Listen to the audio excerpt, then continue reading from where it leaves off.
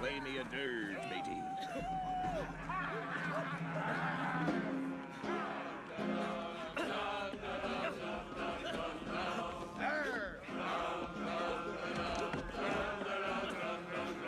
Good morning, everybody. Yes, I'm in my bathrobe. I haven't even combed my hair yet. Having my coffee.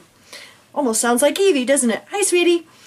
A big hello to everybody. I know you haven't seen much of us lately, but Mike's been busy at work. We wanted to do this quick video to get this out there to the world. Many of us know about the Australian child abuse hearings with Jehovah's Witnesses going on right now. And those are available on YouTube. All you have to do is, just search for the Australian child abuse. Christian Sparlock, thank you. He is posting these to his channel. And also, I believe it's Jake Control, Jaake. Thank you guys, for getting these on. And thank you to all my friends who have been sending me links and clips, who are listening to this. And Charles Russell, let me know about all the documents and stuff, because this is big, everybody. I mean, doing the happy dance again. This is big because the Australian government, this commission, has released the Secret Elders book to the entire world. And I'm going to put the link to this book down below, so everybody can have this now. So this is really big and very exciting for those of us in the XJW community, and these stories that we're hearing in these hearings are just heartbreaking, so our heart goes out to all the victims, and we're so proud of all of you, for speaking up and for telling your story, and this gives, hope and encouragement to the rest of, who have been victims. So anyway, I'm going to play the clip, and I'm going to say good morning, and you guys all have a great day. Entitled Branch Organization, January 2015.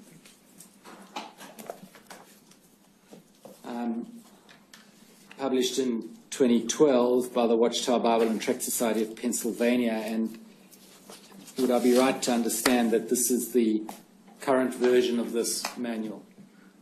Yes, January 2015. Yes. The date? Yeah. Thank you. And this is the document that was produced in answer to my call earlier today. That's correct. And as coordinator of the Australia branch, I take it you're reasonably familiar with this manual? Yes. And I'd like to take you to some parts of it and then ask you some questions that follow.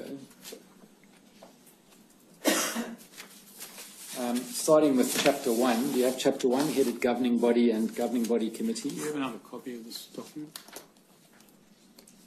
And in paragraph 1, it provides that the governing body of Jehovah's Witnesses is made up of brothers who are anointed servants of Jehovah God. They have the responsibility for giving direction and impetus to the kingdom work. And some scriptures are cited. And then it says, like its first century counterpart, the governing body today looks to Jehovah, the universal sovereign, and to Jesus Christ, the head of the congregation, for direction in all matters. Now, that's what it says. Is that the practice? Is that how it works? That's correct. Yes. And in paragraph 4, the governing body gives final approval for new publications as well as new audio and video programs. Is that right? That's correct. And skipping one sentence, it says, as the representatives of the governing body in their assigned territory, branch committee members must faithfully implement and follow the direction coming from God's word and the faithful and discreet slave. Now, firstly, just to understand, the reference to the faithful and discreet slave, that's a reference to the governing body, am I right? That's synonymous, yes. Yes. And so are we to understand this, that the branch committee members must faithfully and implement and follow the direction given by the governing body? So, yes. To summarize then, is it the case that this manual sets out the rules by which the Jehovah's Witness organization internationally operates? Yes, from the governing body and the branch. It's branch organisations, so it's direction for branch committees. Yes. And so when the branch, I beg your pardon, when the governing body gives a directive to the branch to deal with something in a particular way, this is the document which sets out the governing body's authority to do that and the branch's obligation to obey. Is that right?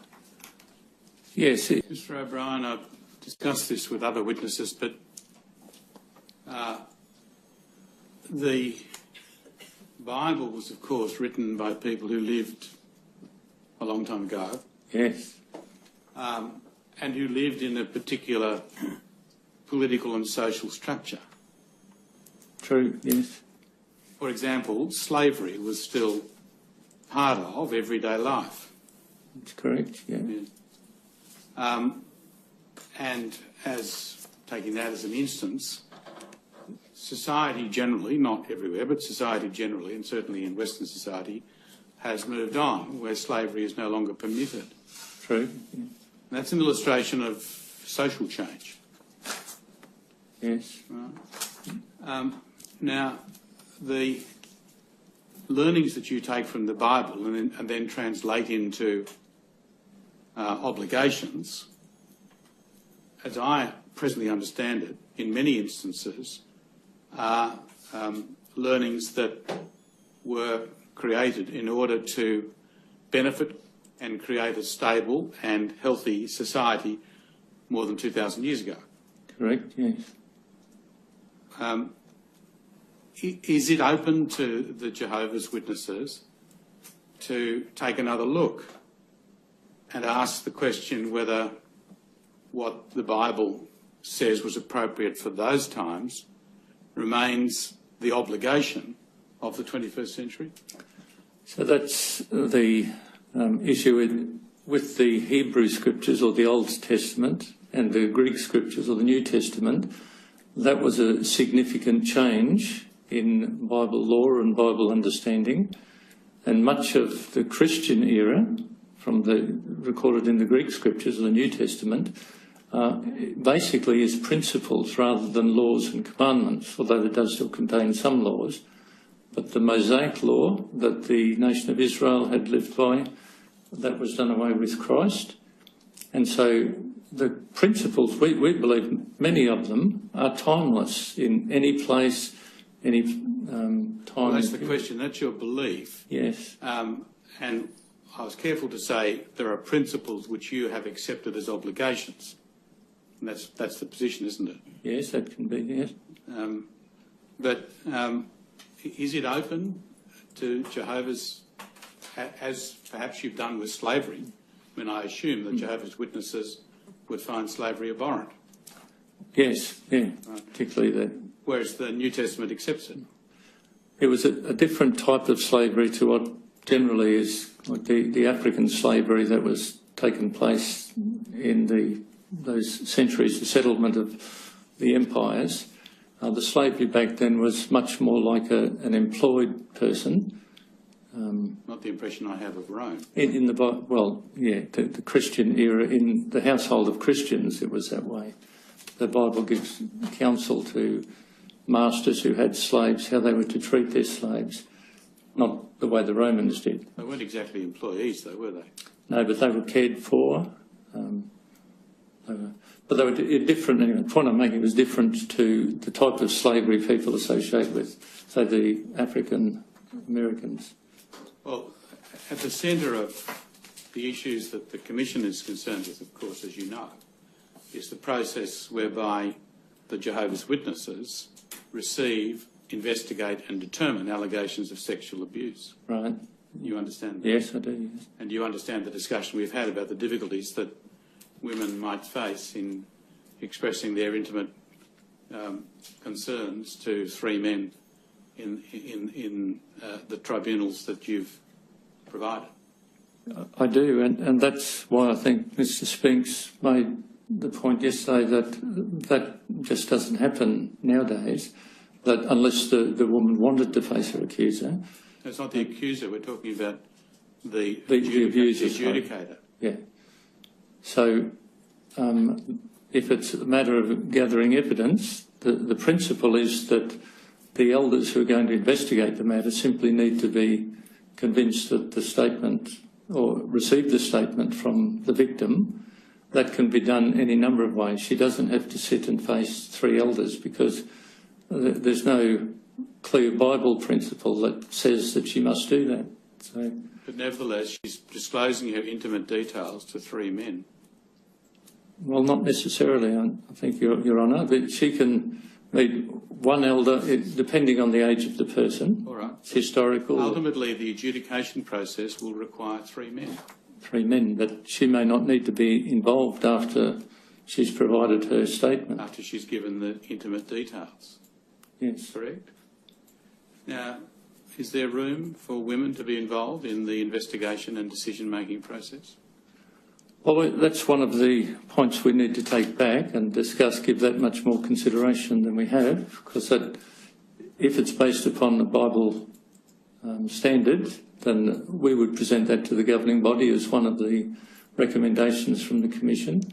Well, certainly, I can see the point being made with it, and I don't see why a woman couldn't be involved in the process, particularly in establishing the victim's statement, so she doesn't have to face 3 men. Now, as I understand it, the role of a woman in early Christian society was quite different to the role which women have in Western society today. Yes. Is that correct? Yes, I'd say that's true. And the Bible, in identifying men as the leaders, and thus you've turned that into the elders, was reflecting the social structure that existed in those communities in those days, wasn't it? It was. Now, society has changed in the Western world and continues to change in relation to the role of women, doesn't it? Yeah, very much so. Now, why would it be that the Jehovah's Witnesses would stay with a structure that is reflected in a society of 2,000 years ago and not one that's a contemporary society today? I think the fundamental issue, Your Honour, is whether or not we accept the Bible as being the Word of God, and God as the sovereign has the right to decide on those matters. So that's how we view the Bible. But we realise that society in general doesn't have that view. No, but you've moved away from a number of the precepts of early Christian society. We discussed slavery, but I think yesterday I discussed with one of your colleagues the role of women in the church itself and their capacity to speak and so on. You probably heard that. Yes, I heard the discussion. Yeah. I mean, a number of things have been put to one side or have been changed. Yes, so if a review of our process, which we'll take back, I'll take that definitely back to our branch committee and our service department personnel to just have another good look at the procedures, and if we can see a need to make some adjustments in that, that's what we would recommend to the governing body. There's no question on that. So that, is it right to understand that if the evidence from this commission and the gathered expertise of professional people suggests that your process, by not involving women at the decision-making level, was a flawed process, would it be open to change? I definitely think it is open to change. It always is. We've been reviewing the process for years, decades. So. Specifically asking about the decision. Would it be open to change the composition of the decision-making body? Of the Judicial Committee? Yeah, I can't see how it could, personally, but then I'm not the decision maker on that. That would be the governing body.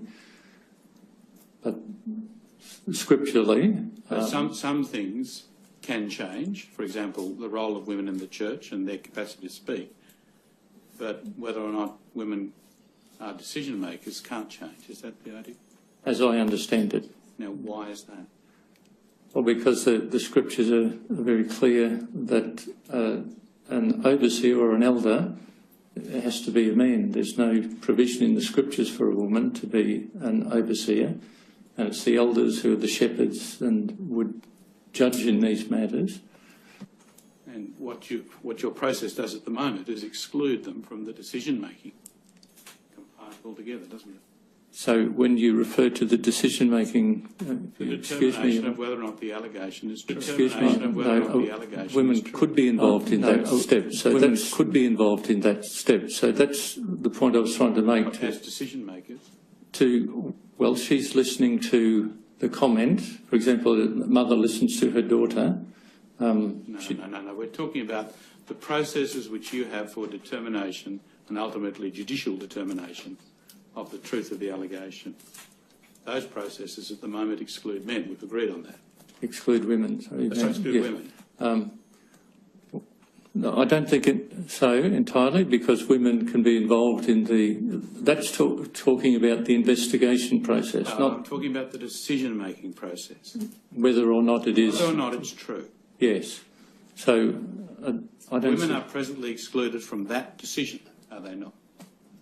No, they could be involved in the discussions with the elders who've been investigating it. Like, there are many situations where women have perhaps been involved in talking to the victim, or maybe the victim's only comfortable to talk to a woman. She's sharing her observations with the elders. There's nothing wrong with that. Nothing. Well, I think I've exhausted my capacity to get to the real issue. But Mr. Brown, perhaps can be put like this, leaving the word involved out of it. On the present structure, a woman cannot be a decision. The allegation is on whether or not sufficiently proved. The allegation is. She wouldn't be one of the two elders investigating. I could narrow it down to that. So she cannot be the decision maker. And equally on the judicial committee, a woman cannot be a decision maker. A woman might be involved, giving evidence or whatever, but can't be a decision maker. And that's as to whether, having listened to it all, you have identified aspects of your process which seem to you to require re-examination and change. Yes, I think a number of areas have come up for consideration that we need to now go back and look at much more carefully. Clarity in the mind of those, what the process is all about, because I think that is a weakness that's been identified that needs clarification. Quite a bit about the question of the sufficiency of evidence, in other words, what's been referred to as the two-witness rule. Firstly, from what you've heard and the way in which it operates, do you consider it to be justified? Yes, again, because we accept that scriptural direction that did come from Christ himself. When it comes to the judicial committee hearing itself, unless there's a confession or two other independent witnesses, it will be necessary for the victim herself to give evidence. No, she would have been able to do that in a written statement. She wouldn't need to appear before the judicial committee or before the accused. Well, what about the requirement that the victim must face her attacker? No, as it's put differently, that the accused has a right to be faced by his accuser? I think the information that's been presented from the shepherding book indicates that that's not necessarily the case. If not even limiting it to child abuse, it says even if the victim is timid, they may not feel capable to face the accused. If that's the case, the elders would quite happily accept a written statement. The possible outcomes of a judicial committee hearing.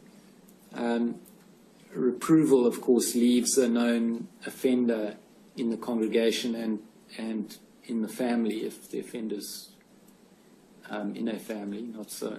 Yes. And disfellowshipping leaves a known offender in the family and or at large in the community. That's true. And both those problems can only be resolved with systematic reporting to the authorities. Would you agree? Yes, well, that's true, but it doesn't necessarily remove the person, as I understand, from the community. If they were imprisoned, it would, but once they're released, you still face the same dilemma that we do, that the person's free in the community. Is this, Mr. O'Brien, is that you, as the Jehovah's Witness organisation, don't have the power to intervene in a family in such a way as to ensure protection of children? You can give advice and counsel, but you can't really do more than that, can you? No, that's correct. Yeah, we Whereas can't take over. Child protection authorities in certain circumstances can. Yes. You heard yesterday that senior counsel representing the Jehovah's Witnesses in Australia and the Watchtower Bible and Tract Society of Australia said that Mr. Jackson would not be likely to be able to assist this commission because his role is in the translation of matters. Now that you accept as a clear variance to what you've explained in your evidence. No, sorry, it's not. The translation, it comes under the writing committee, as I understand, which is what Mr. Jackson is a member of. So. Yes, but he's also the coordinator of the teaching committee that has many other responsibilities and not translation, not so. Yeah, as a member of the governing body, he has a number. Can you explain, Mr. O'Brien, how it came about that senior counsel representing your organisation was given instructions that Mr. Jackson's role is confined to the translation matters when it clearly is not? His role, as I understand, is principally translation, but translation is part of the writing committee. As a governing body member, he has numerous functions to perform, not just as a translator. Yes, indeed. And as a consequence of those numerous functions, he would have knowledge across a whole scope of activity of the governing body, not so. I guess he would have... Far beyond translations. Yes, yeah, more than translation. Mr. O'Brien, did you give those instructions to senior counsel? The instructions regarding Mr. Jackson? Yes. It led me to believe that there was little that Mr. Jackson could add to the discussion. And no doubt that's what you expected would happen. Is that right? That's true, and I still concur with that. Well, I'm starting to form a totally different impression, I have to tell you. Well, if I could explain that Mr. Jackson, his two principal roles, as far as I understand in the governing body, are with the writing and the other committee. The two committees I've mentioned, the writing, and part of that involves translation. Mr. Jackson was in the Pacific Islands for many years, understood many of the Pacific Island languages, helped. Well, I understand that he may have a role in translation, but I'm now coming to understand he has a significant role in relation to teaching, but also the general affairs of the Jehovah's Witnesses. He wouldn't have involvement in matters to do with the Coordinators Committee, which handles legal, nor with the Service Committee, which handles service matters. But he sits at the top with others in relation to all of those committees, doesn't he? No, they're different governing body members are assigned specifically to different committees. I understand that, but nevertheless, the governing body, I assume, has the ultimate say in all things. When things come back to them as a governing body, yes. And he's a member of that. Yes, he's a member of the governing body. He's here in Australia. He's with his father. Well, I understand he's still in Australia. I don't talk with Mr. Jackson, but I understand his father is gravely ill, very close to death, and that's why he's here, to be with his father.